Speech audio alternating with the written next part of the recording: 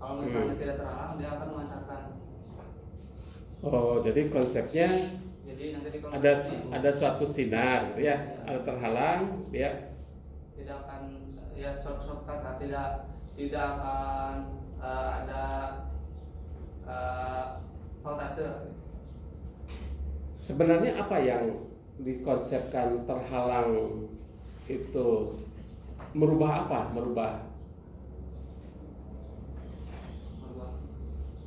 Maksud saya gini, kan tadi itu energi besaran dari input gitu ya. Kalau besaran tegangannya sudah besaran keluarnya sudah kamu sampaikan tadi berupa tegangan kan, keluar tegangan ya. Besaran inputnya itu tadi berupa apa? Inputnya tegangan. Input dari pemancarnya bisa. Contoh sini. Contoh aku LDR tahu. Iya. LDR. Ya. LDR itu karena adanya cahaya, gitu kan? Ya. Dia akan merubah bentuk keluarannya, tegangannya, ya. Apa yang berubah itu resistansinya kan? Nah, kalau di sini apa? Resistansi. Resistansinya. Jadi input sensor adanya perubahan apa akan merubah resistansi? Kurang paham gitu ya. Makanya dari suatu konsep komponen kamu harus tahu pasti tabel kebenarannya atau apa istilahnya dalam bahasa ini data booknya ya. Apa inputnya, bagaimana outputnya gitu ya. Input misalnya tadi itu berupa perubahan frekuensi gitu ya, mati gitu ya, tidak kan, perubahan frekuensi sehingga akan merubah apa? Merubah resistansi, sehingga merubah resistansi akan merubah tegangan gitu kan keluarnya. Nah, konsep itu harus tahu kamu ya. Jangan misalnya kamu oh ini sensor, saya pakai aja sensor tanpa tahu kamu apa sebenarnya sensor itu. Oke, tuh. Terus saya pengen tahu juga tadi itu. Tadi kamu menyebut juga ya ada pemancar, ada penerima. Ya. Ada pemancar, ada penerima. Nah, tolong jelaskan di alat yang kamu bikin itu kaitan dengan ada konsep pemancar dan penerima. Gitu. Jadi ini kan ada dari juga infrared. Infrared akan memancarkan suatu laser lah, bukan laser apa? Cahaya, gitu Pak, cahaya. Nah, ini akan diterima dengan fotodioda.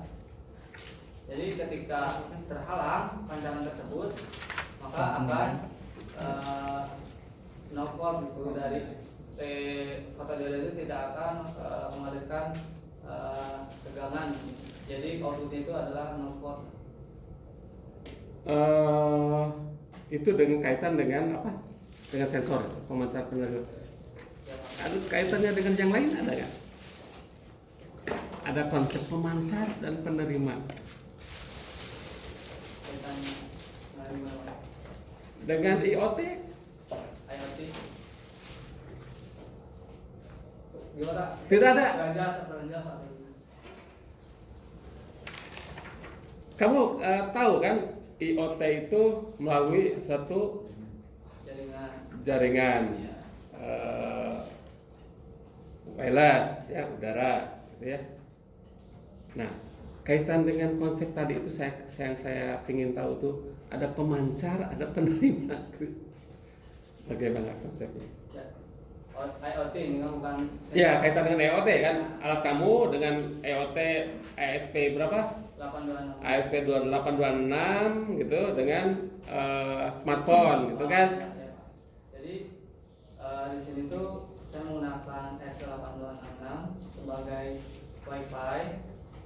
Ya nanti WiFi itu di sini kan tadi sudah dijelaskan untuk ada pengujian pengoperasian ESP8266 ke suatu hotspot. Nah, saya menggunakan hotspot ini. Hotspot ini dengan IP ini saya mengirimkan data ke server.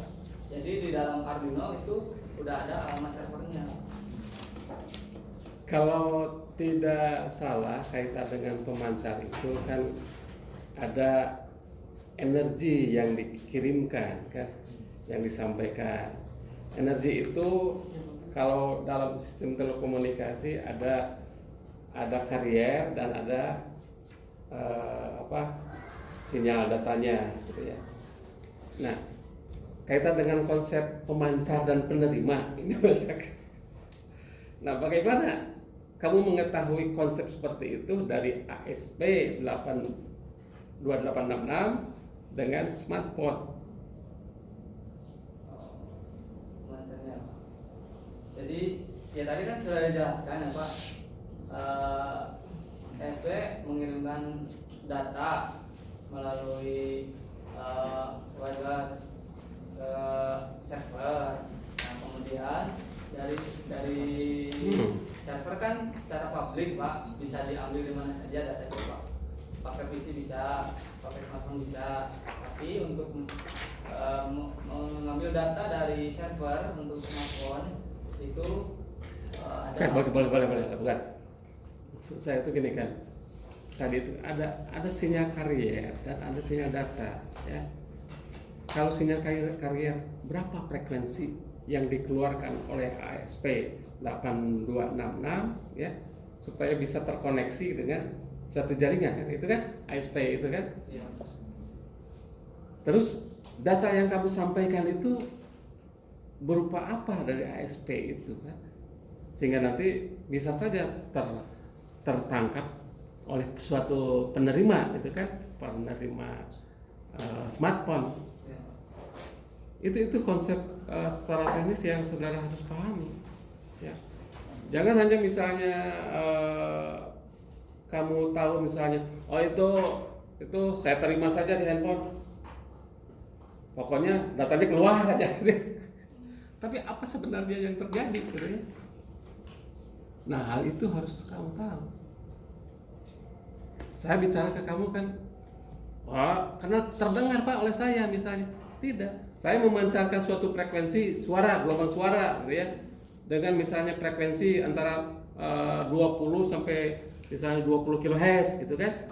Saya pancarkan suatu sinyal gelombang suara, diterima oleh misalnya kan. Itu teknis gitu ya. Tidak hanya visual biasa saja.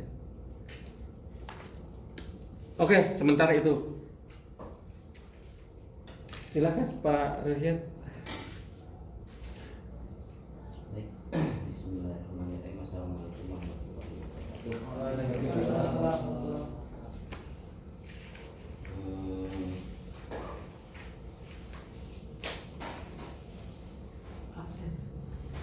Sepertinya sudah banyak yang ini mengenai alat ya. Kemarin kita prasidang kebanyakan memang ke tata cara penulisan yang memang kami rasa kemarin kita untuk tata cara penulisan memang banyak sekali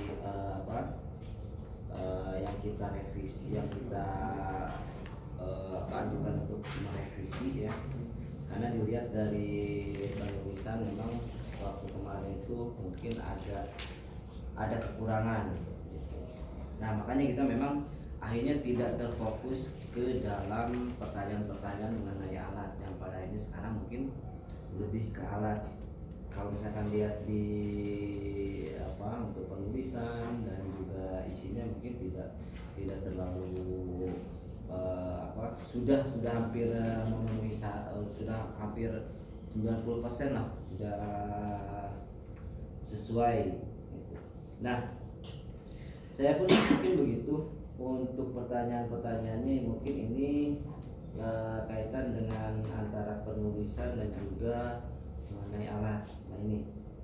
Nah, sebelumnya saya menjelaskan dulu sesuai dengan yang tadi saya dengarkan dari beberapa pertanyaan yang dilontarkan oleh penguji satu atau Pak Asep. Saya dengar ataupun saya simpulkan dari beberapa pertanyaan, kok sangat banyak malahan jadinya alat ini tuh bukan efektif untuk mengatasi masalah gitu. Tapi ternyata dari alatnya sendiri banyak masalahnya gitu. Jadi tugas akhir atau skripsi yang Tantan buat ini kan istilahnya untuk meminimalisir masalah dan juga efektivitas gitu ya. Tapi justru dengan entah ini tapi ada beberapa poin yang saya lihat dari skripsi Tantan ini, saudara Tantan ini, yang istilahnya fokusnya itu terlalu melebar kemana-mana. Walaupun sebetulnya memang di sini sudah ada pembatasan masalah, tapi Tantan sendiri melihat dari istilahnya tulisan dan juga pemaparan itu, kebanyakannya itu ada beberapa poin yang memang akhirnya keluar dari batasan masalah gitu ya. Seperti halnya dalam contoh ini tentang, kalau dilihat dari judul, rancang bangun sistem monitoring cairan infus berbasis air menggunakan aplikasi smartphone. Jadi sistem monitoring cairan ya, yang terbersih tadi sempat ditanyakan Pak ya, untuk masalah monitoring cairan sendiri ini fokusnya tentang mana? Fokusnya dari aplikasi Pak? Enggak, fokusnya untuk monitoring cairan ini fokusnya tentang mana? Kemana? Lebih condong kemana monitoring cairan ini? Kan ada dua ya. Kalau lihat coba lihat ketujuan penelitian. Coba baca untuk tujuan penelitian.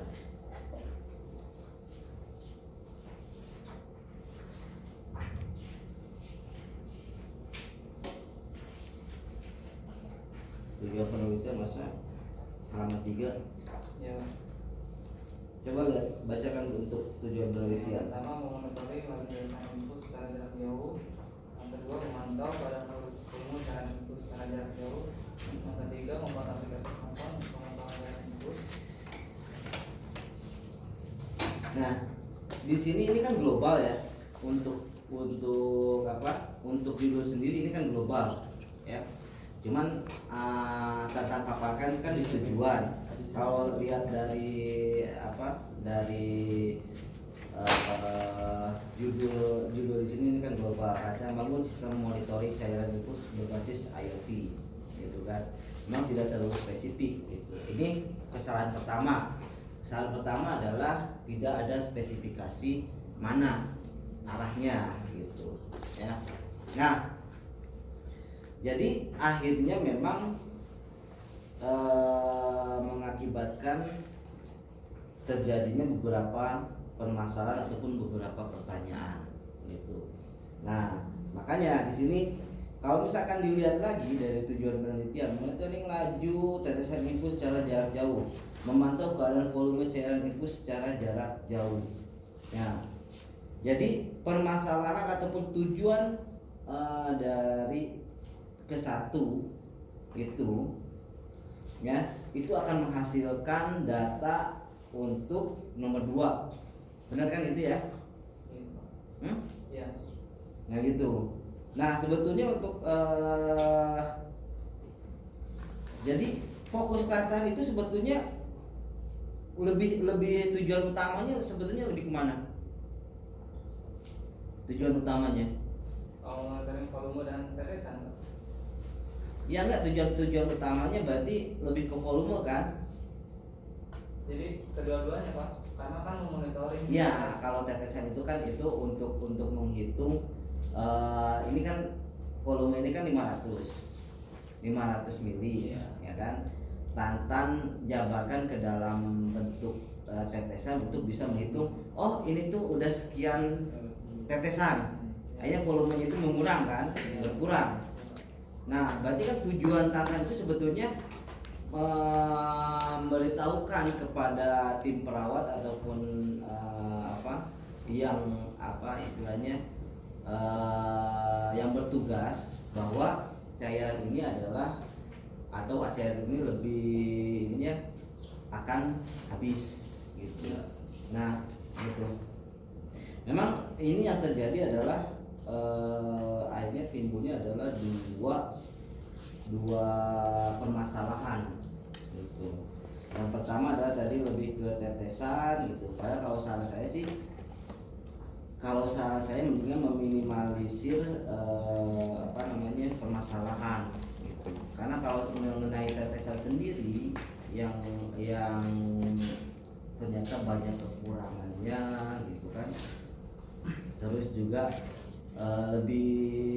intinya lebih banyak kekurangan karena dari alat ini mulai dari sensor yang bekerja, terus monitoringnya yang bekerja antara laporan ke display dan juga ke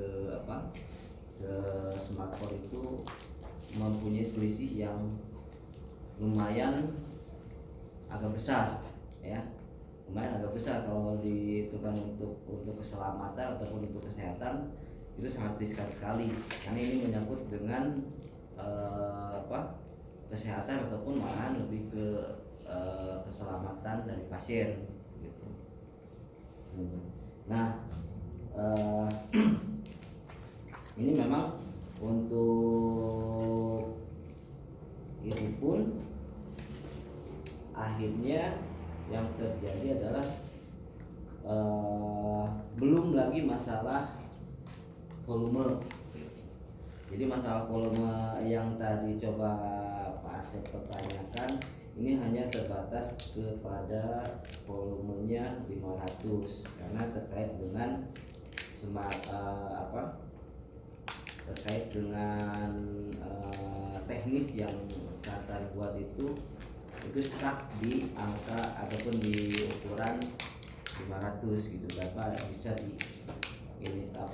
dialihkan ke ukuran-ukuran yang lain.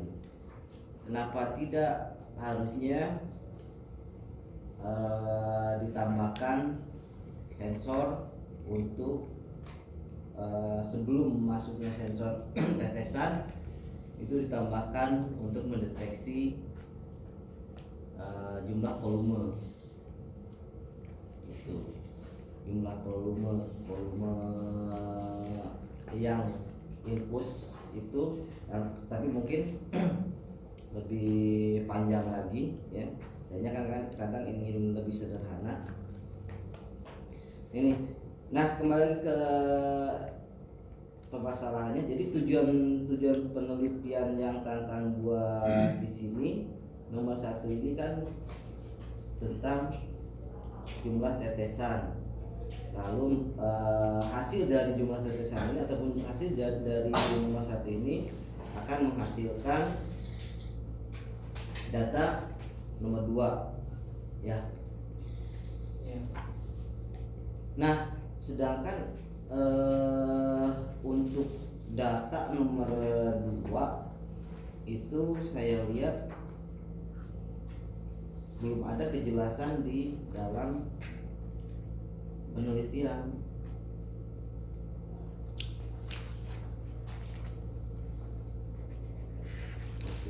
Jadi di bab 4-nya itu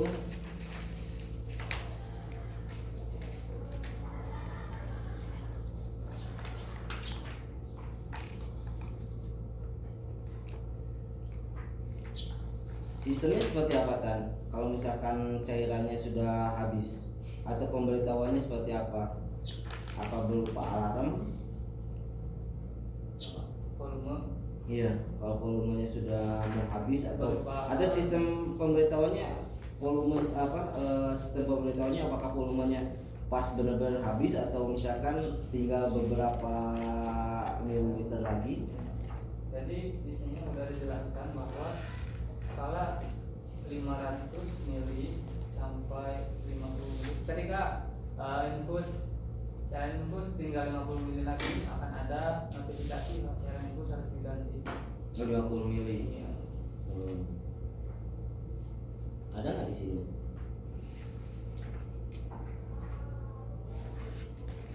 Jadi, Hmm? nah di sini di halaman 252 di sini ada pengujian kapasitas volume cairan infus. Iya. Nah yang keenam kan ada volume cairan infus 50 mili peringatan. Di sana ada kalau di kolom kanan peringatan itu ada keterangannya yaitu peringatan akan masuk di layar depan smartphone. Kemudian tadi di PPTX juga dijelaskan bahwa ketika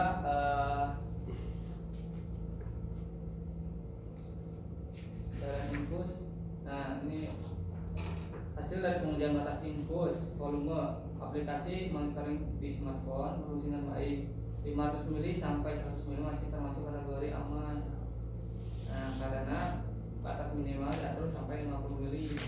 Ketika 50 mili, jika sampai dengan angka tersebut, maka dalam aplikasi akan ada notifikasi berupa teks cairan infus harus diganti. Nah,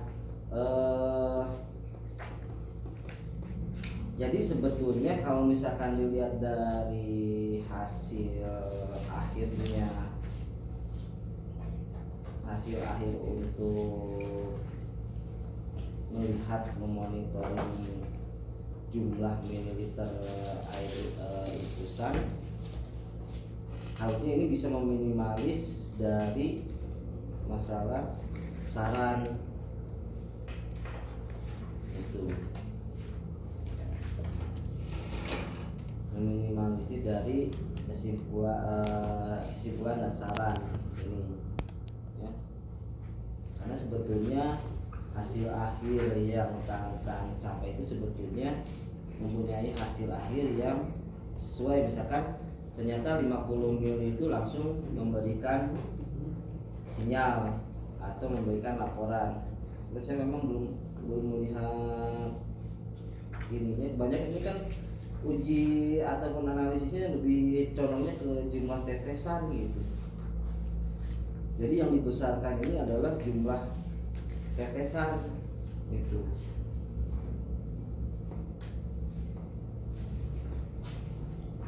Nah makanya itu yang jadi pertanyaan itu, monitoring cairan itu lebih condong ke jumlah tetesan apa volume cairan gitu. Itu yang jadi akhirnya jadi pertanyaan. Jadi ini menyelesaikan dua masalah, tapi yang dibahasnya yang satu memang mendetail, yang satu lagi tidak, malahan kurang mendetail.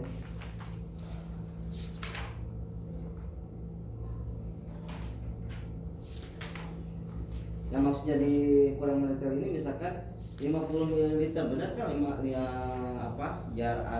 infus yang tersisa itu benar-benar 50 ml, mana istilahnya hasil uji cobanya gitu ya.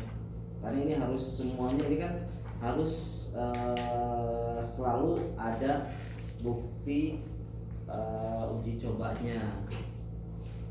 Ini kan cuma sedikit nih di halaman 57, uji kerja batas infus. Hasil dari pengujian batas infus tampilan aplikasi monitoring di smartphone berfungsi dengan baik, yaitu 500 ml sampai 100 ml, masing-masing kategori bla sampai menunjukkan 50 ml, maka akan ada peringatan berupa teks cairan infus harus segera diganti gitu. Jadi memang pengantar ini sebetulnya jadinya terfokus lebih ke menganalisa tentang tetesannya. Makanya saya tadi coba pertanyakan ke Tantan, ini tuh alat ini fokusnya lebih condongnya ataupun lebih hasil akhirnya itu mau kemana? Apakah mau tetesan gitu, mendeteksi tetesan? Karena istilahnya meminimalisir masalah itu kan harus satu-satu gitu, harus satu-satu ya. Nah kalau tetesan ini kan misalkan salah satu contoh adalah Tantan coba ke tetesan dulu, berarti kan harus benar-benar akurat masalah tetesannya. antara alat analisis dan juga hasil akhir. Sedangkan kalau misalkan mengenai tetesan sendiri di sini banyak sekali, ya, banyak sekali. Hanya yang tadi saya bilang, jadinya bukan memperbaiki ataupun mengatasi masalah, malahan alatnya yang bermasalah, banyak masalahnya. Gitu. Entah itu terkait dengan jaringan, entah itu terkait dengan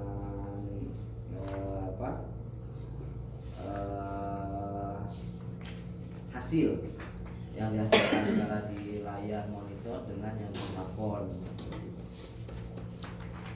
Ini lalu tadi belum lagi beberapa pertanyaan dari Pak Asep juga, ya, itu. Nah, jadi kalau misalkan memang fokusnya ke tetesan masalah ini, memang jadinya banyak sekali permasalahannya. Tapi kalau misalkan kadang hanya terfokus satu aja dulu, misalkan ini lebih terfokusnya ke jumlah, walaupun memang tetesan juga harus untuk masalah tetesan pun memang harus keluarkan datanya, tapi lebih mendetailnya adalah lebih ke hasil akhirnya, yaitu tentang tadi, ya. Jadi monitor ini lebih ke jumlah volume yang harus diganti ataupun perusahaan memerlukan penggantian. Jadi banyak ya saya ngomongnya. Jadi itu sebetulnya lebih ke saran saja untuk Tantan, ya, karena yang namanya tugas akhir ataupun skripsi ini kan kita kalau bisa ya harus meminimalisir permasalahan yang nanti keluar di sini. Jadi jangan begitu pas orang baca tuh ternyata apaan alatnya, kok ternyata masih banyak yang harus diperbaikinya gitu. Itu. Nah, lalu yang fokus saya pertanyaan adalah ini mengenai tadi jaringan. Ini kan terkait dengan saran nomor 3, aplikasi monitor ini membutuhkan koneksi internet yang stabil. Stabilnya itu di frekuensi berapa, atau misalkan stabilnya itu di kecepatan berapa? Kalau kecepatan internetnya, Iya. paling 200-an, karena kalau misalnya di bawah itu 200 apa? 100 kilobyte. Hah? 200 kilobyte. Kecepatan internet. Iya, yang dibutuhkan untuk bisa jadi saat ini tuh benar-benar akurat gitu.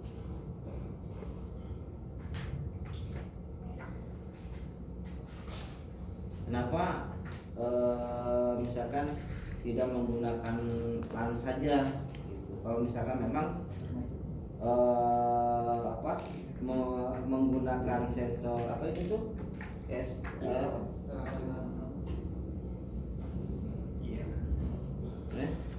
ISP8266 ini kan ternyata mempunyai kekurangan untuk masalah stabil jaringan gitu. Kenapa nggak pakai istilahnya untuk sementara ini untuk bisa benar-benar akurat itu menggunakan dulu Ethernet atau menggunakan kabel, ya. Jadi nanti kalau misalkan sudah selesai pengujiannya yang benar-benar bisa mengakuratkan menggunakan WiFi gitu, nah itu bisa kita pakai. Tapi kalau misalkan seperti ini, malahan akhirnya itu kata saya tadi, jadinya akhirnya banyak masalah yang terjadi gitu. Nah ini, nah makanya harus dicari tahu ini mengenai koneksi ini kan. Ini yang mendasari tadi antara laporan yang ditampilkan di monitor, ya, yang di monitor smartphone sama dengan yang ada di ini.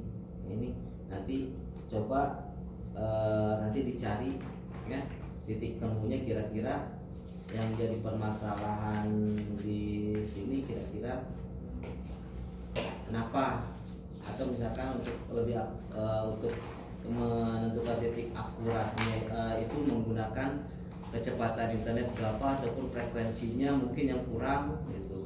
Mungkin ini lebih bisa diinikan lagi ya. Kalau bisa diminimalisir lah untuk permasalahannya ya. Gitu.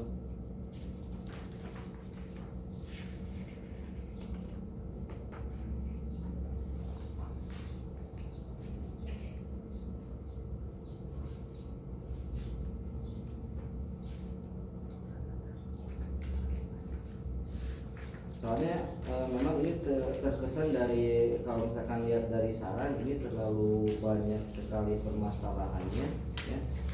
Orang itu kan ingin mengembangkan suatu alat yang sudah pernah dibikin oleh orang lain, itu meminimal ataupun menyempurnakan permasalahan yang sebelumnya gitu. Tapi kalau misalkan ternyata di sini banyak permasalahannya ya, akhirnya istilahnya alat kita nggak bakal bisa terpakai sama orang lain gitu.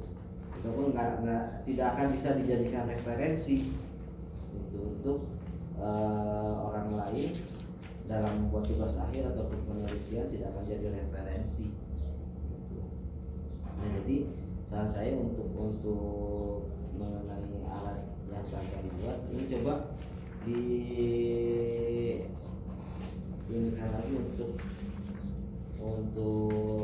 permasalahannya, diminimalisir lagi untuk permasalahannya, supaya permasalahan yang akan kemukakan nanti itu di kesimpulan dan sarannya itu tidak terlalu banyak, jadi paling cuma 1 ataupun 2 gitu permasalahan.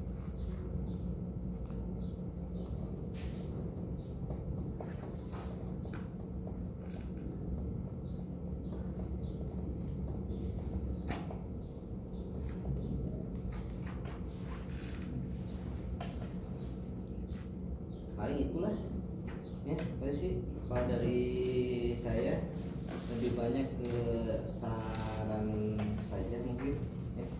Kalau pertanyaannya semuanya sudah diinikan sama Pak Asep. Saya sedikit lagi Pak Yusi, boleh? Siap, enggak Pak. Baik, terima kasih. Jadi mengenai alat atau buku yang kamu rancang bagus lah gitu ya, ada, cuma kan apapun yang kita buat, kita kan harus berusaha untuk mempertahankan, menyampaikan gitu ya, dan menyampaikan sesuai dengan fakta dan bukti gitu ya. Atau misalnya keterbatasan gitu ya. Kamu tidak salah misalnya membuat itu. Kenapa saya harus pakai ini? Kok karena lemah ya? Tidak, karena itu lebih murah misalnya. Bisa aja ya. Itu dianggap alasan. Nah, itu yang kemudian diperlukan sebenarnya dalam menyampaikan satu hasil karya gitu ya, hasil karya. Jadi tidak hanya canggih tapi murah juga boleh gitu ya. Tapi apa yang kamu rancang itu betul-betul kamu bisa pertanggungjawabkan gitu ya. Oke, satu lagi pertanyaan saya kaitan dengan tadi itu saya aplikasi ya. Kalau saya melihat rancangan ini gitu ya, ada beberapa judul yang saya tangkap untuk ke depan, aplikasi ke depan gitu ya. Kamu ini acuannya kan mendeteksi tetesan, volume gitu ya, disampaikan melalui suatu jaringan smartphone sehingga bisa tahu gitu ya, itu ya. Nah, saya ingin tahu apa yang kamu bisa bayangkan aplikasi untuk yang lain gitu ya, atau pada implementasi lain kaitan dengan konsep rancangan alat ini. Itu ya. Contoh misalnya, dengan konsep alat ini saya bisa mendeteksi air yang sudah wudhu gitu ya, air bisa nyala sendiri gitu ya, sehingga kalau torennya sudah habis, sudah tahu saya. Berarti saya harus menyalakan mesin pompa gitu ya, supaya bisa ngisi lagi gitu ya. Nah, itu satu bentuk aplikasi konsep. Nah, kamu terpikir nggak ini apa dalam bentuk yang lain?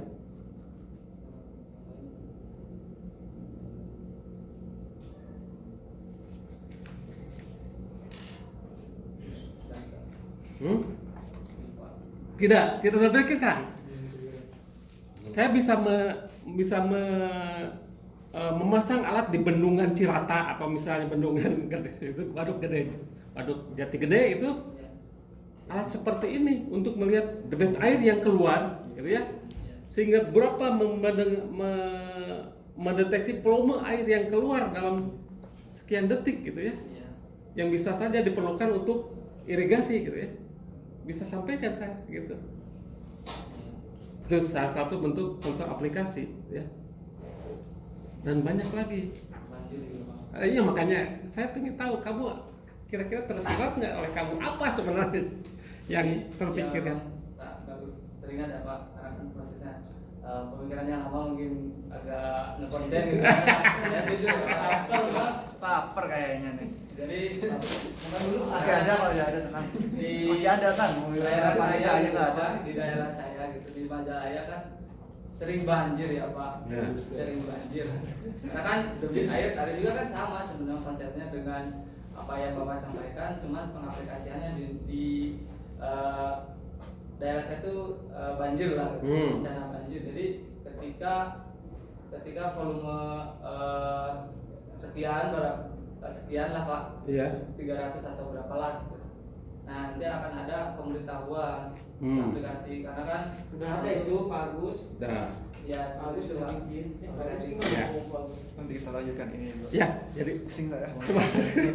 ini saya ini terpikirkan, saya bisa menghitung berapa curah hujan di Cibiru Hilir, gitu ya, berapa curah hujan di daerah kamu di Majalaya, gitu ya, dengan alat seperti ini. Karena kan curah hujan berapa tetesan air misalnya dalam satu volume tertentu itu menunjukkan curah hujan suatu daerah, gitu ya. Itu. Jadi bisa saja mendeteksi seperti itu. Jadi maksud saya dengan satu alat ini bisa saja saya mengembangkan pemikiran, gitu ya, untuk membuat alat-alat yang lain yang hanya misalnya diganti hanya sisi input saja, sensor input. Oke? Ya, begitu aja Pak Yusuf. Siap. Ada yang ingin menambahkan atau Bapak nanti di kosan. Oke, mungkin demikian sesi kedua untuk peserta sidang maupun penonton dipersilakan keluar dulu. Kita memasuki